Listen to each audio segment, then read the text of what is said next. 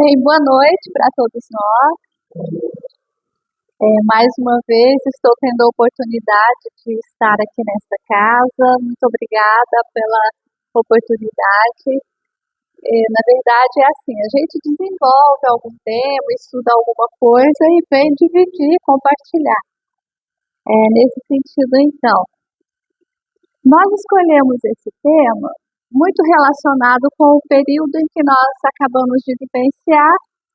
Então, buscamos refletir alguma coisa.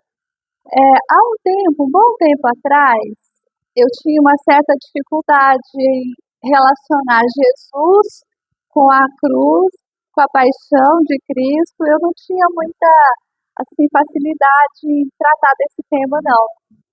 Mas depois, estudando doutrina espírita, recebendo muitas orientações, nós passamos a entender de uma outra forma, com outro entendimento, para compreender melhor essa passagem de Jesus aqui na Terra.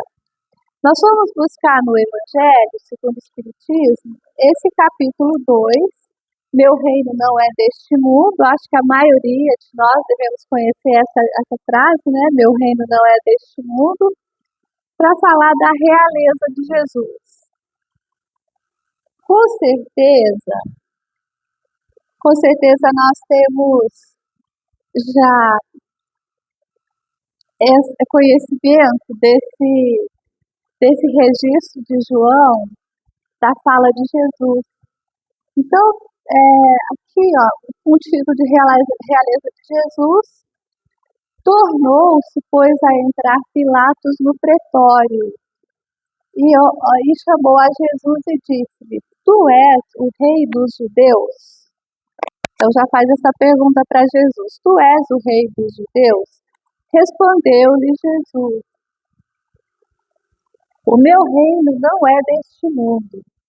Se o meu reino fosse deste mundo, certo que os meus ministros haviam de pelejar para que eu não fosse entregue aos judeus. Mas, por agora, o meu reino não é daqui. Disse-lhe então Pilatos: Logo tu és rei? Então, uma outra pergunta: Logo tu és rei? Respondeu Jesus: Tu dizes que eu sou o rei. Eu não nasci, nem vim a este mundo, senão para dar testemunho da verdade. Todo aquele que é da verdade ouve a minha voz. Então, isso daqui está registrado no capítulo 18 de João, do Evangelista, nos versículos 33 a 37. Então, Kardec inicia essa lição mostrando para a gente essa situação. Eu acho que todo mundo vai reconhecer, né, entender esse momento aqui. Essa conversa, esse interrogatório que Pilatos faz a Jesus, e acaba que nesse mesmo momento aí, logo em seguida, coloca uma capa, dá um cetro, uma coisa assim para ele, e ainda coloca a coroa de espinhos. Então, isso para mim era muito, muito cruel. Eu achava realmente muito difícil, tá? E ficava pensando, por que será, né?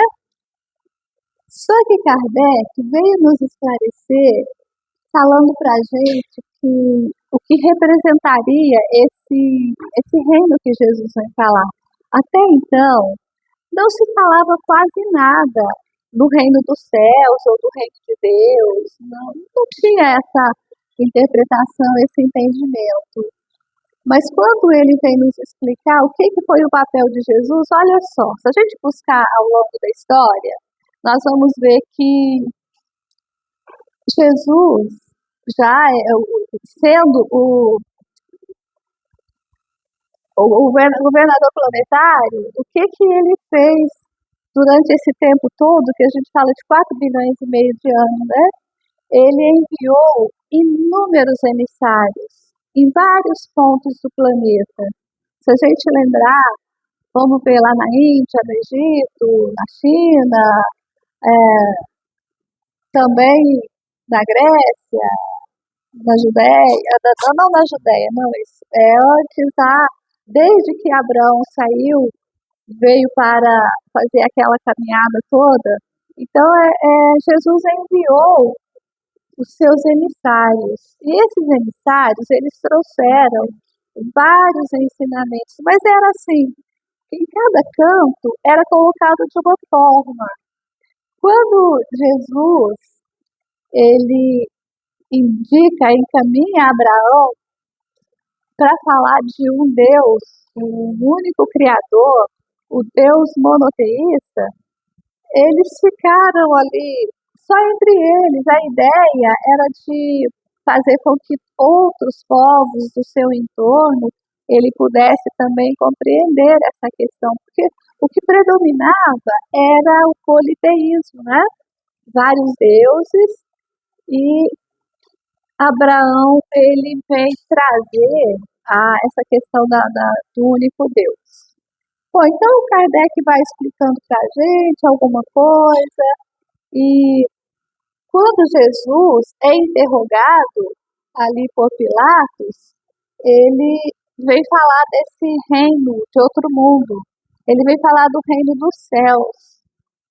E isso não era conhecido daquele povo, mas ele vem devagarinho, trazendo informações interessantes assim, para começar a introduzir esse sentimento, essa compreensão para aquele povo. E quando Pilatos pergunta se ele é rei, ele disse que sou o rei, mas meu reino não é desse mundo. Né? Então, ele explica para a gente isso. Rapidamente, colocando assim, sobre Jesus, o Jesus histórico. Nós temos assim, desde o seu nascimento, ele precisou ir para Belém. Eu acho que a maioria, né, conhece essa história.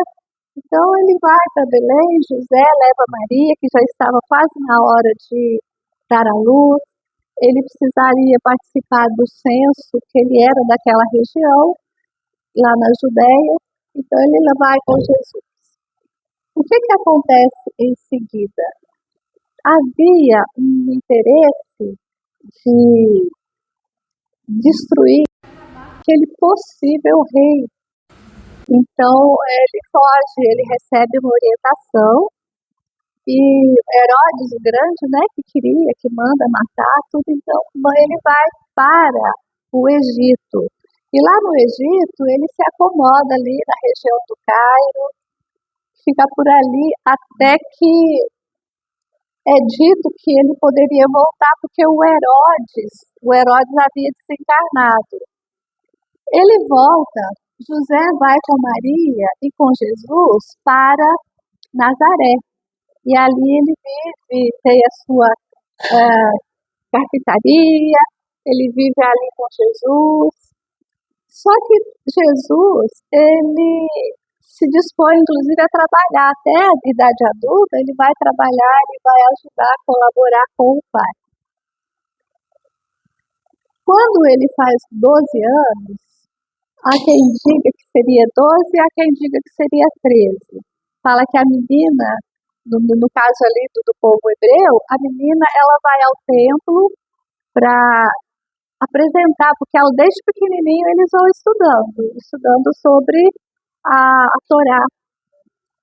A menina seria com 13 e o menino com 12. Mas não, isso não importa. O que importa é que Jesus vai para o templo e lá ele é recebido inclusive por Anás, Caifás, e ele participa daquele debate, daquela discussão, coisa que dificilmente uma criança daquela idade já teria aquela capacidade. Como é uma historinha longa, né? O nosso tempo é curto, então eu só já queria falar, ele está agora em Nazaré, ali ele trabalha com o pai, ali ele cresce, ali ele já... Aqui eu já vou pular para as bodas de Caná, onde ele se apresenta numa festa, numa atividade festiva com a sua mãe, e aquela história do vinho que acabou, né? Aí a Maria diz para ele, olha, resolve essa questão do vinho. E ele acaba sendo instigado a fazer, porque a Maria que pediu, né? A Maria que pediu.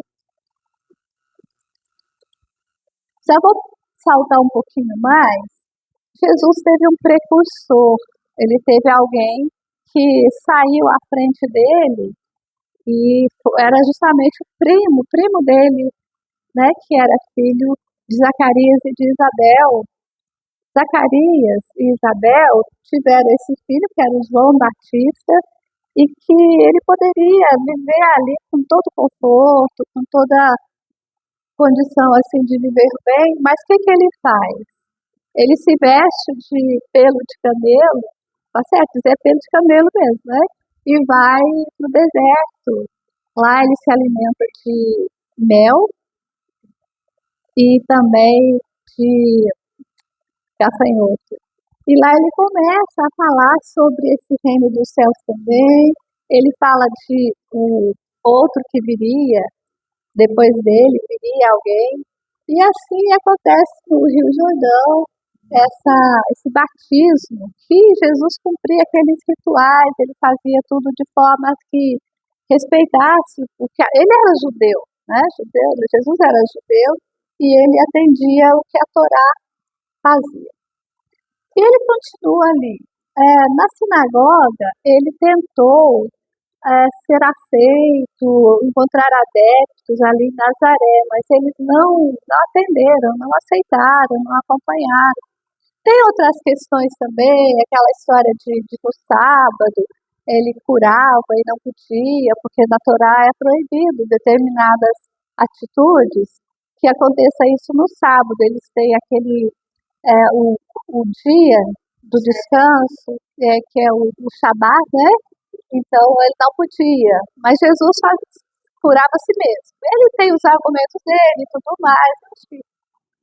E ele prossegue fazendo ali as suas pregações, as suas curas. É bom a gente lembrar aqui também que, olha, divino médico de corpos e das almas. Né? E ele ainda havia restaurado paralíticos, cegos, leprosos, reconstituindo a esperança. Então ele vem, se envolve, se mistura com aquelas pessoas, principalmente as mais simples, que é quem buscava, quem procurava os seus cuidados, o seu atendimento. Nós tivemos passagens muito interessantes aqui, só para lembrar que se ele falava de reino dos céus, os próprios hebreus ali, eles não falavam, já tinha tido Moisés, já tinha tido Elias, né, desde muito, muito antes da vida de Jesus e depois Moisés, mas eles não tinham muita compreensão do que seria essa história de reino dos céus, mas no Monte Tabor, Jesus, seguido de Pedro, Tiago e João, ele sobe o Monte Tabor e lá se apresenta ao lado dele Moisés e Elias, que já era uma outra forma de mostrar ou de apresentar aquela história de falar do reino dos céus. Eu estou passando bem assim, pessoal, porque realmente não dá tempo, né, para a gente fazer uma sequência, mas não dá, né? Aqui já é um outro momento que falam que aconteceu.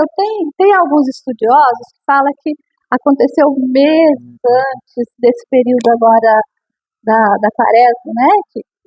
Mas fala que aconteceu meses antes. Mas a igreja, acho que ela considera que foi agora às vésperas, né? Da Semana Santa. Então Jesus entra em Jerusalém, que seria a cidade velha de Jerusalém, e ali ele é recebido, ele é ovacionado, mas ele não fica em Jerusalém. Jerusalém, o que acontece? Eles têm mais de 5.000 anos, né? E eles fazem essa comemoração com relação ao período da Páscoa. E Jesus, ele fala com os seus discípulos, olha, onde vamos comer essa Páscoa? Que era, então, fazia parte de toda uma tradição. E eles arranjam esse lugar e depois ele não fica em Jerusalém. Eu encontrei nesse livro Instruções Psicofônicas, não sei se vocês conhecem. É um dos livros quando o Chico trabalhava mais com... que ele passou a trabalhar com a escrita, né, com a psicografia, mas ele trabalhou também com a psicofonia. Então, tem dois livros que foram resultado dessas reuniões psicofônicas, e nesse livro, Instruções Psicofônicas, tem uma lição muito interessante. Ela chama A Lição da Cruz. E lá eu encontrei uma frase, que eu peguei só um pedacinho dela, mas diz assim, ó, no João capítulo 32, ele diz assim: e eu, quando for levantado da terra, todos atrairei a mim. Olha o que isso representa, o que isso está indicando. Quando Jesus, ele fala, quando eu for levantado da terra, então ele já começa a dizer alguma coisa nesse sentido de ele seria, porque já viu, a gente sabe também que tem desde tempos antigos que tinha os profetas, né, que falavam do Messias. Então ele já se coloca aqui como esse Messias que quando fosse erguido da terra, quando fosse crucificado, ele iria atrair todos aí. Vamos entender o que seria ser atraídos por ele. Até hoje, 2000 anos depois, nós somos atraídos por ele. Né? A gente observa tudo que ele tem ensinado, tudo que ele tem nos orientado, quando ele promete que todas as ovelhas que lhes foram confiadas seriam amparadas, seria cuidada, ele cuidaria de todos. E a gente tem essa confiança de que ele está nos amparando desde então, desde o princípio, digamos assim.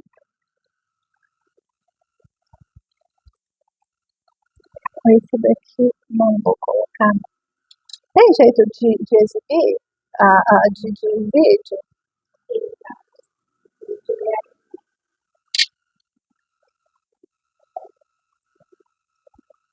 Acho que não vai dar. Mas aqui a ideia era o seguinte. Jesus entrou então em Jerusalém, passou por aquele processo todo de ser ovacionado, recebido, e ele combina com os discípulos como iriam comer a Páscoa, onde. E aí ele fala, inclusive com uma habilidade mediúnica, quando eles estão aproximando de um determinado local, ele fala, vai dar...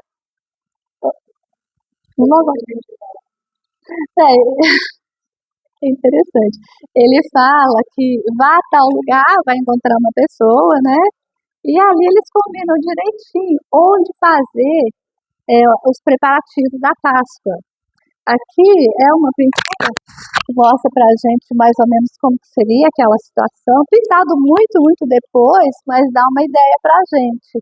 Porque era assim que eles, mais ou menos assim, que eles se portavam diante daquela situação de comemorar a Páscoa. Isso daqui, pessoal, esse da direita, é como é hoje lá, porque eles reconstruíram tudo, né?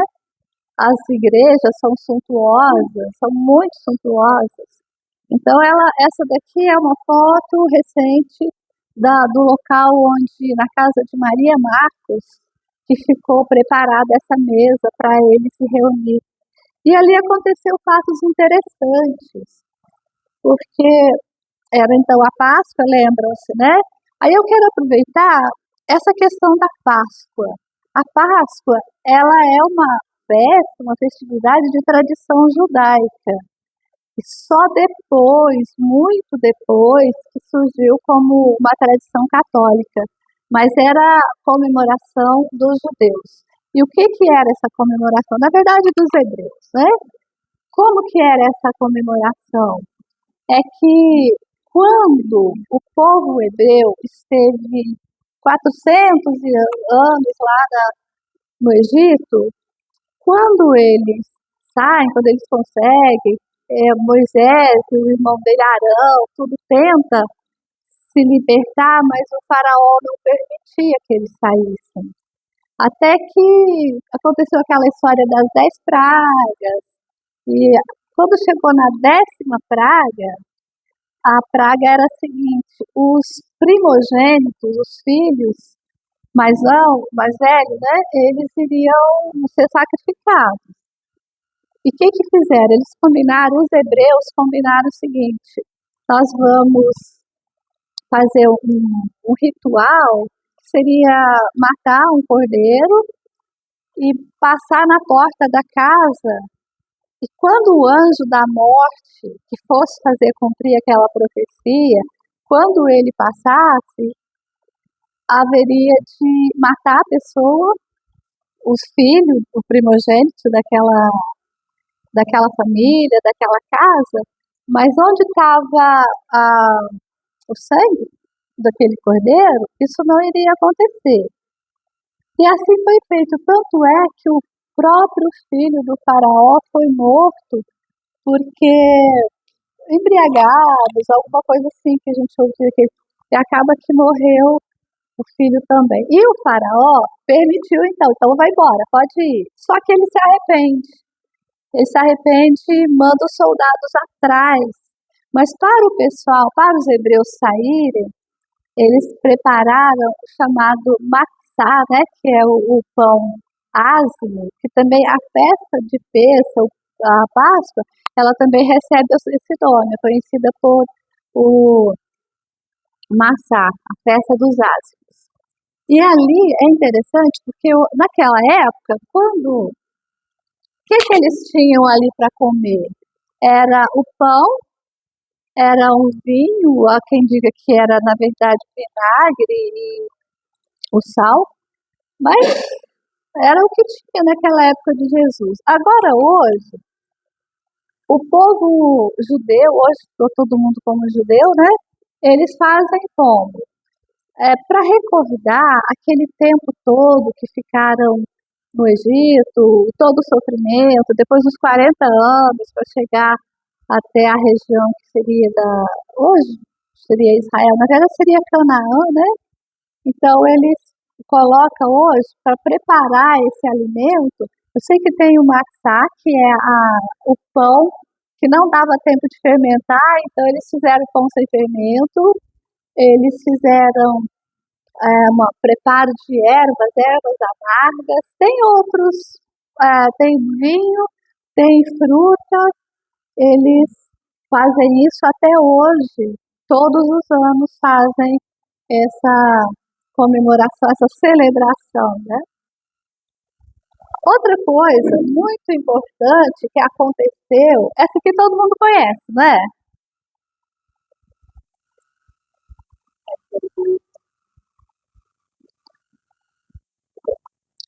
Jesus, ele que seria, vamos dizer assim, o dono da casa, né? Ele parte o pão, divide, e ele fala que daria o pedaço de pão para aquele que iria traí-lo, né? Traí-lo. E faz, logo em seguida também, faz essa coisa do lava-pés. Acho que todo mundo, ou a maioria deve conhecer essa história do lava-pés. O que seria? Jesus, então, toma de uma toalha. Na verdade, não fica muito bem representado, mas dá para a gente ter uma ideia.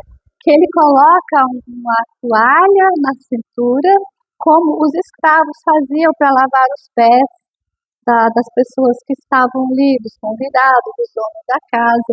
Então Jesus faz isso, arranca uma bacia e faz esse ritual. Ele vai fazendo o lava-pés de cada um deles. Quando chega no Pedro, o que o Pedro diz? O Pedro, não, senhor, imagina, o senhor vai lavar meus pés? E jamais, não vai fazer isso não, não vai. Aí Jesus fala para ele, se você não aceitar que eu faça, você não faz parte comigo. Aí disse que o Pedro disse, não, pode lavar tudo, lava os pés, lava as mãos, lava a cabeça, lava tudo, eu faço parte contigo, né? Então foi um momento muito importante também que aconteceu ali.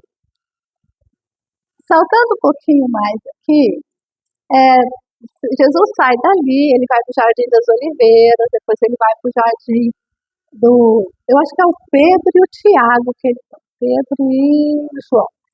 Ele vai para o jardim ali do Getsemane, pede companhia, ele vai rezar, porque ele já estava vendo a proximidade da sua prisão.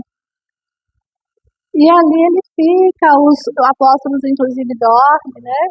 E daí a pouco chega lá o Judas acompanhado, já ouvi dizer que uns 20 soldados, alguma coisa assim, e eles vão prender Jesus. Mas como eles eram muito parecidos, vê que Jesus diz que era uma figura muito especial. Né? Quem tiver interesse em ler, conhecer um pouquinho mais, pega a carta do senador Públio Lentulus, né? E descreve como que seria Jesus. A gente vê Jesus com um manto vermelho, isso era coisa de romano, o judeu não iria usar uma roupa vermelha. E também ele não participava daquela situação ali, com aquelas vestimentas, tudo, e como eles eram parecidos, os cabelos, a roupa, se bem que a roupa de Jesus também era uma vestimenta especial, tecida por Maria, é a túnica inconsútil, né? A túnica que não foi, ela não era costurada, ela era inteira. Tanto é que depois, lá na cruz, os soldados sorteiam para ficar com as vestes dele. Então, Jesus ainda se considera como missionário não erguido da terra. Então, ele ainda está aqui, que seria o local lá, o Getsemane, e ele só vai se considerar esse erguido na hora da crucificação mesmo.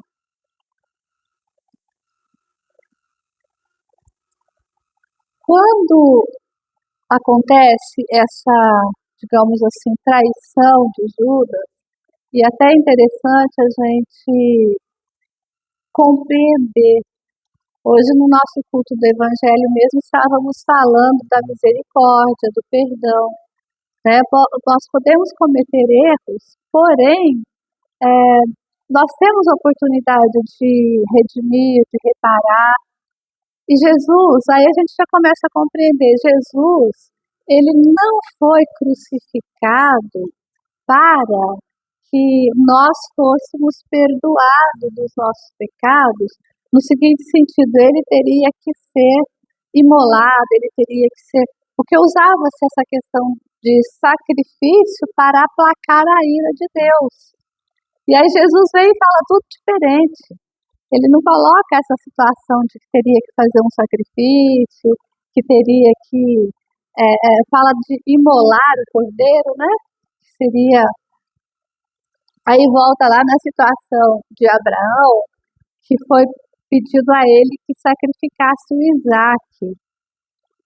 E depois vem e fala que Jesus seria o Cordeiro de Deus, que tiraria os pecados do mundo. Aí a gente vai começando a compreender melhor o que representa isso. O que seria? Jesus simplesmente ia perdoar e nós que cometemos erros, quem cometeu erro não faria nada para melhorar, para desenvolver, aperfeiçoar, então não era nesse sentido. Ele perdoava porque ele amparava, ele apoiava, mas não no sentido de, simplesmente vamos perdoar e está resolvido. Nós tivemos ali aquela situação toda do Pedro que negou 3 vezes, por exemplo. Então tudo isso tem um símbolo muito importante. A gente ouve dizer também que o Pedro, se ele tivesse se identificado como seguidor de Jesus, o que iria acontecer com ele? Se ele dissesse, não conheço, não sei quem é. Se ele dissesse que conheceria, o que poderia acontecer com ele? Ele seria possivelmente preso e tudo mais, né? Então, fala-se nesse sentido também, que ele. É claro que não havia aquela confiança, aquela coragem e tudo mais, mas ele deu um jeito.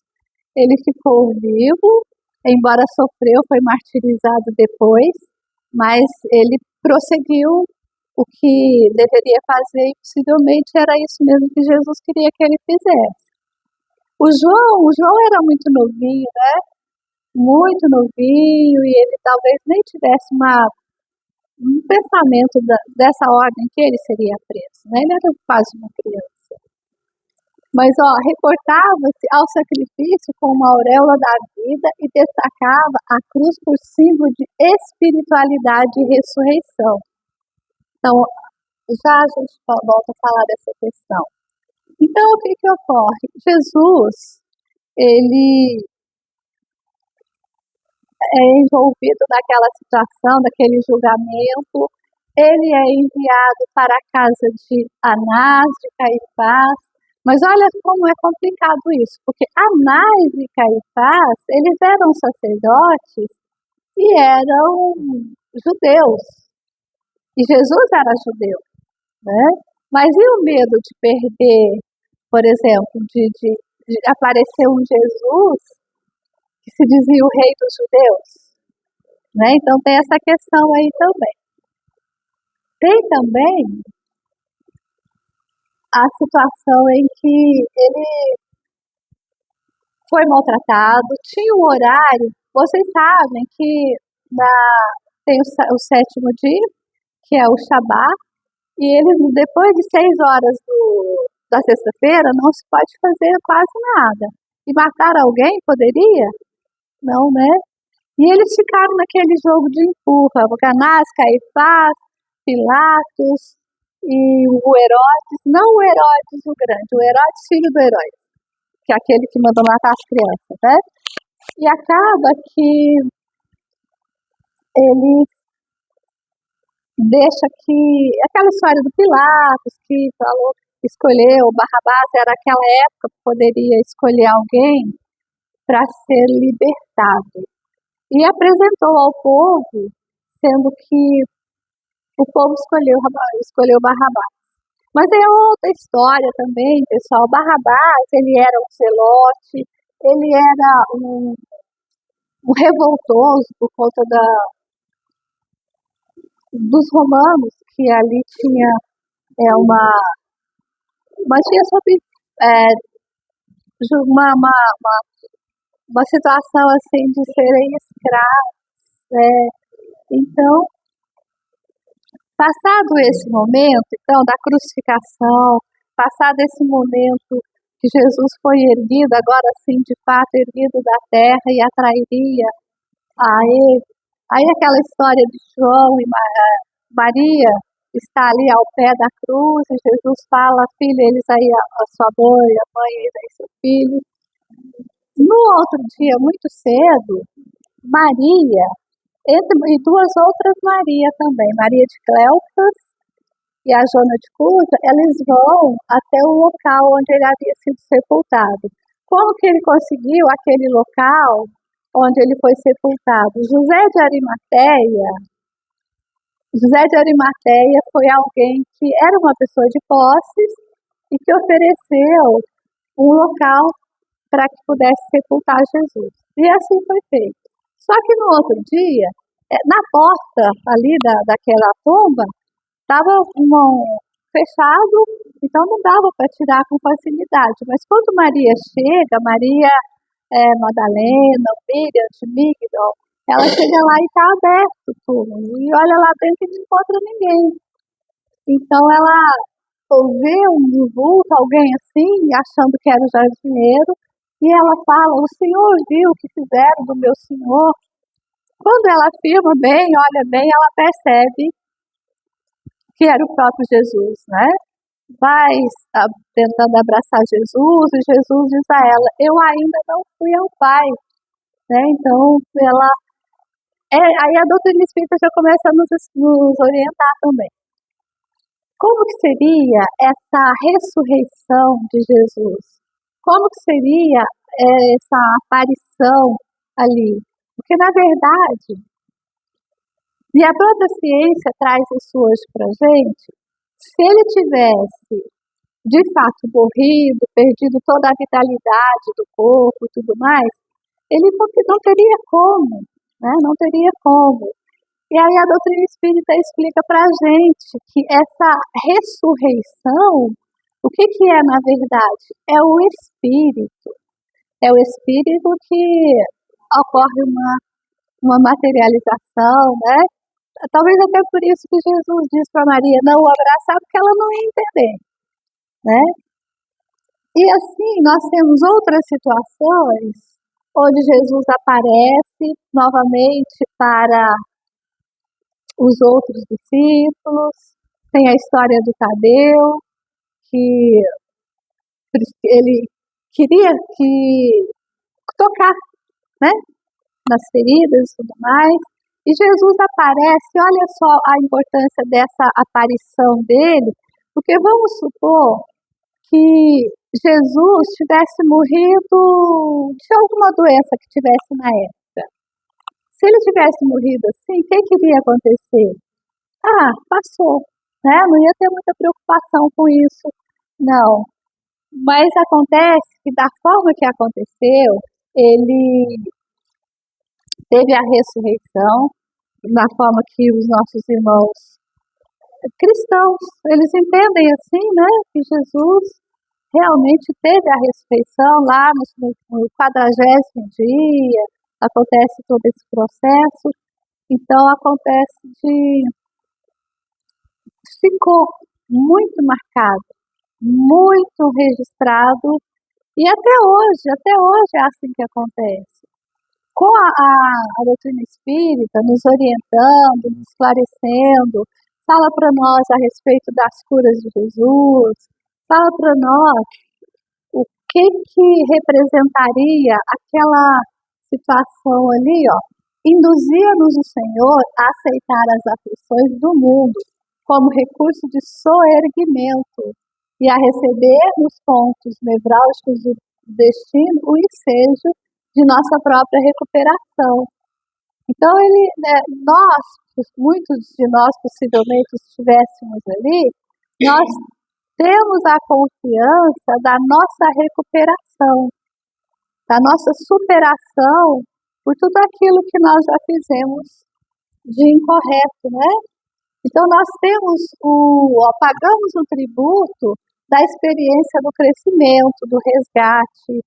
Nós vamos passar por dificuldades, nós vamos passar por situações em que à medida que façamos muito esforço, à medida que a gente passa a compreender melhor as leis do Criador e passamos a seguir essas leis, aí sim nós estaremos superando e, inclusive, burilando a nós enquanto espíritos que estamos crescendo, né?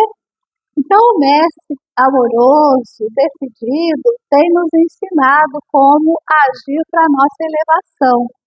Ele foi traído, ele foi açoitado, ele foi crucificado, vilipendiado, martirizado, mas ele não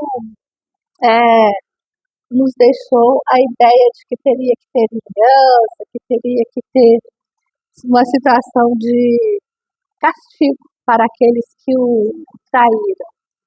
Aqui, pessoal, a história, a igreja conta pra gente 14 estações. E é num trecho de 600 metros ali na cidade velha de Jerusalém, onde Jesus foi levando a cruz, Jesus teve a ajuda do Simão Sirineu, Jesus teve a Berenice, que na verdade acho que era Berenice, que era aquela mulher hemorroísta, que depois o nome foi mudando e acabou ficando Verônica, que enxugou o rosto de Jesus. E assim a gente teve essas 14, eu não coloquei porque é muita coisa, né? Então vamos chegar na sexta-feira, a sexta-feira da paixão, à luz do Espiritismo. O que o Espiritismo coloca para a gente que seria essa sexta-feira da paixão? Não se reduz à lembrança de um suplício, nem se encerra na emoção religiosa de um dia grave. Então não é simplesmente isso. Tinha todo um processo. E Jesus tem outra discussão também, que a gente tem no meio espírita, quando fala que o corpo de Jesus, ele não sofreu, porque o corpo dele não era corpo de carne, era um corpo fluídico. Mas, na verdade, se a gente buscar lá na Gênesis de Kardec, ele explica para a gente que, na verdade, ele teve um corpo de carne. E ele mesmo fala, no início do Evangelho, ele fala que não veio destruir a lei. Então, todo o processo para ele chegar até aqui aconteceu conforme a lei de Deus. Então, o seu sentido mais fundo repousa na revelação moral que a cruz oferece à consciência humana. E à medida que a gente vai tendo mais consciência, mais compreensão, e essa moral que Jesus nos ensinou, nos ofereceu para desenvolver a nossa consciência, então ele não aparece, olha, não dessa leitura de vítima destinada, olha só pessoal, vítima destinada a apaziguar a ira divina. Na verdade, não isso, mas como espírito de ordem superior que atravessa a violência do mundo sem abandonar a lei do amor. Seu martírio não compra perdão, seu exemplo ilumina. Forte, né, essa expressão aqui. E aqui, pessoal, continua colocando para a gente que, pela visão da doutrina espírita, é bem diferente de ter que, de fato, a crucificação como uma forma de Deus nos perdoar, né? Então, Jesus padeceu para nos perdoar, e não, na verdade, não é assim. É crucificado, fez da morte a revelação da vida eterna. Então, a gente tem aquela situação lá no final, com os dois ladrões, né? Dimas e Gestas, e tudo isso trazendo ensinamentos para a gente. Como que ele faz? Perdoa, né? Ele se coloca, mesmo tendo sofrido, ele fala da importância do perdão.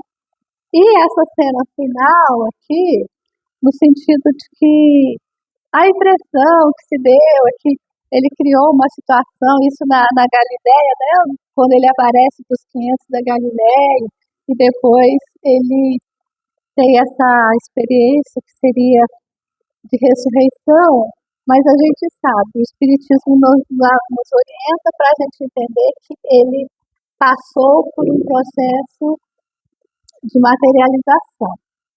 E aí ele nos diz também que nós vamos ter a nossa cruz, cada um vamos ter a nossa cruz. Ela vai se apresentar para cada um de acordo com o seu processo evolutivo. Alguns vão aprender um pouco mais, outros vão mais devagar, mas todos teremos oportunidade.